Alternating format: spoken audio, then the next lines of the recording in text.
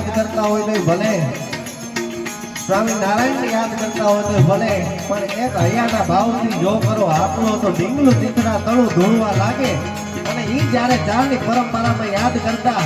એની ઉત્પત્તિ થતી હોય તો આવે કઈ રીતે ઈ સપાકરા કેમ ગવાતા હોય. આવી જે સંકટ મારે ચારવા ચારા ગંધારા કમલા ભમલા લીલા માતા રાણી ગૌર ગાતો દારણ મદાર ભાઈ દુર્ગા રાણી આવે ઈના માતા હાજરા હાજો